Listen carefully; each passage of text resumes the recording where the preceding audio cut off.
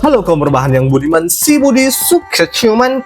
Melanjutkan kembali prequel dari film Like Action Samurai X, saya Babang Don Cuan akan membawakan alur cerita dari film si Kenshin Again yang berjudul Rurouni Kenshin Kyoto Inferno, yang mana di sini diceritakan ketika si Kenshin yang harus terusik lagi dari masa damainya demi permintaan tolong dari pemerintah untuk mengintai seorang penjahat kelas kakap, yang mana penjahat itu berasal dari masa lalu pemerintahan yang kelam. Biar tidak melebar kemana-mana kayak yuk tak usah banyak cocot lagi, siapkan bantal, posisikan rebahan, seruputlah kopi sesajen Anda, dan selamat menonton. Now is Nobar.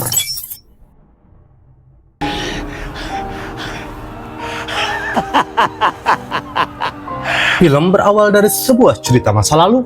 Shishio Makoto yang dahulunya telah dikhianati dan dihabisi secara brutal oleh orang-orang pemerintahan Jepang. Padahal pada saat itu ia berperang atas nama membela pemerintahan. Bersama orang-orang bawahan pemerintahan, Shishio ditusuk-tusuk dan dibakar layaknya sate kambing, guys. Rinyo.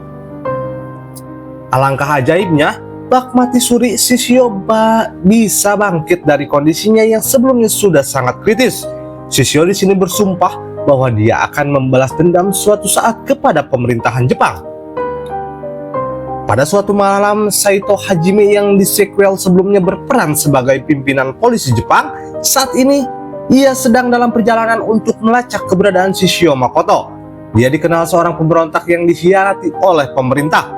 Posisinya saat itu padahal setelah dia membantu mereka mengalahkan Shogunawa Tokugawa selama pertempuran Tobakushi.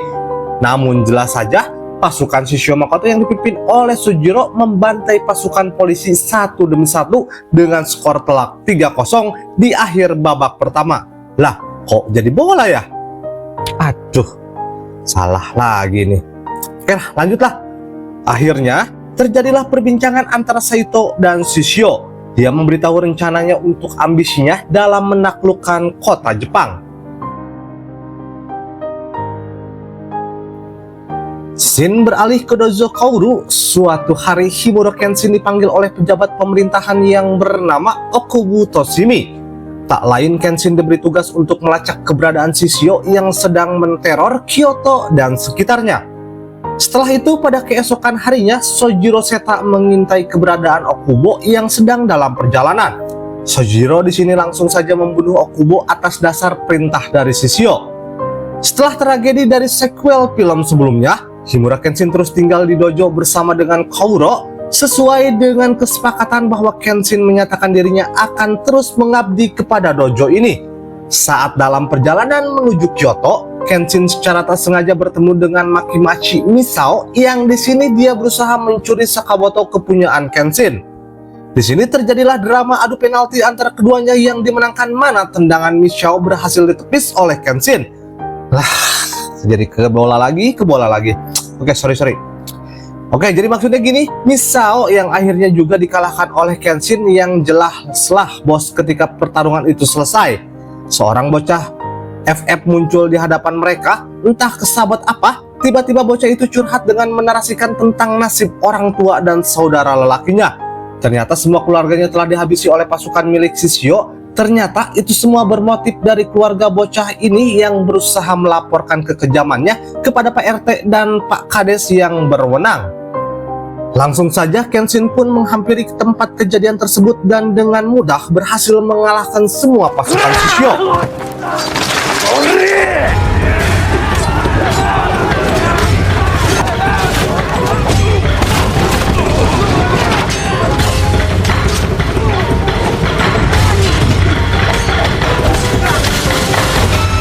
Meskipun di sini identitas sebenarnya sebagai seorang Batosai telah terungkap dan Misao mengetahui itu semua, Kenshin tetap stay cool, anjay.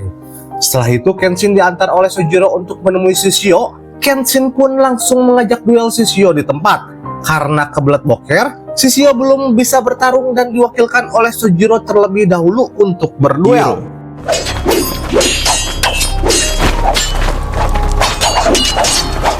Pertarungan sangat sengit pun terjadi. Siapa sangka pertempuran berakhir dengan Sojiro yang berhasil menepis sabetan pedang Sakamoto milik Kenshin. Ketika Kenshin yang hendak meninggalkan tempat kejadian, Kenshin mendakwahi para penduduk desa termasuk anak yatim piatu untuk tidak membalas dendam terhadap pasukan Shishio.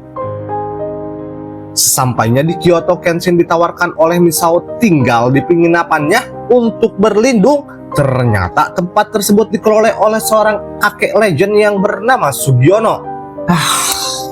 Maksudnya Okina. Kakek Okina memperingatkan Kenshin bahwa seorang letnan jenderal yang bernama Shinomori Aushi telah mengubah tujuan hidupnya untuk membunuh orang terkuat di Jepang. Tak lain yaitu adalah Kenshin sendiri. Shin beralih ke putra Seiku Arai yang pada awalnya menolak permohonan Kenshin untuk membuat pedang Sakamoto lagi guna menggantikan pedang kepunyaan Kenshin sebelumnya yang telah patah. Tetapi ketika seorang prajurit elit Shishio bernama Sawagejo maksudnya, dia di sini malah menculik bayinya putra Seiku Arai. Barulah putra Seiku Arai ini mencarikan pedang Sakamoto asli yang dibuat ayahnya untuk meminta kepada Kenshin agar bisa mengalahkannya. Pertarungan pun terjadi.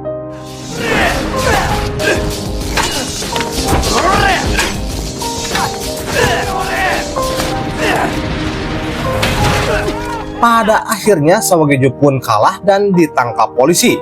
Singkat cerita, Seiku akhirnya memberikan pedang tersebut kepada Kenshin untuk digunakan dengan sebaik-baiknya, karena itu adalah sebuah pedang berharga terakhir sepeninggalan ayahnya.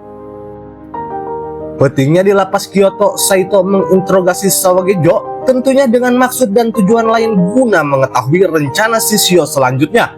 Sawagejo pun menjelaskan bahwa Shishio akan menyerang Kyoto pada malam hari nanti, tepatnya pada malam Minggu. Setelah itu tibalah malam Minggu yang dinanti. Pak polisi bersama dengan rombongan Kenshin akan berjihad melawan pasukan Shishio. Di waktu yang bersamaan ternyata kakek legend mencegah Anji untuk tidak mengganggu Kenshin dengan yang lainnya yang sedang berjihad.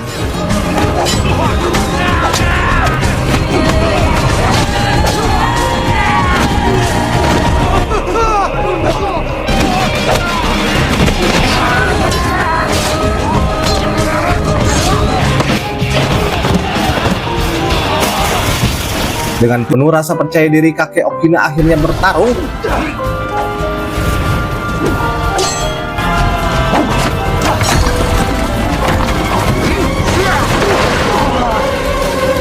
Sudah saya duga dengan nafas yang sudah ngos-ngosan, pertarungan berakhir dengan kekalahan kakek legend itu sendiri. Setelah dilihat-lihat pada saat peperangan, ternyata tidak ada Shishio dan 10 pendekar pedangnya, melainkan banyak Shishio KW yang berkeliaran dan mengakibatkan pasukan Kenshin sering terkecoh. Namun setelah mengingat, menimbang, dan memutuskan, Kenshin menyadari bahwa tujuan utama Shishio yang sebenarnya adalah untuk menaklukkan kota Tokyo.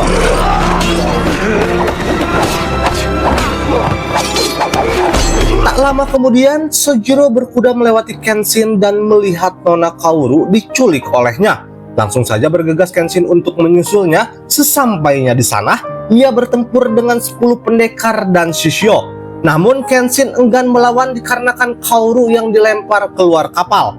Lalu Kenshin segera menyeburkan diri ke laut, tetapi tak dapat menemukannya dikarenakan besarnya ombak. Kebucinan yang hakikinya Kenshin berbuah nihil. Keesokan paginya, seorang pria misterius yang mana itu adalah gurunya Kenshin sendiri, ternyata dia terdampar dan gurunya menemukan Kenshin tidak sadar di tepi pantai dan membawanya pergi. Film pun selesai, ending yang cukup membagongkan nih guys. Jadi untuk kalian yang masih penasaran, tunggu prequel berikutnya dan pantengin terus No Is Nobar channel.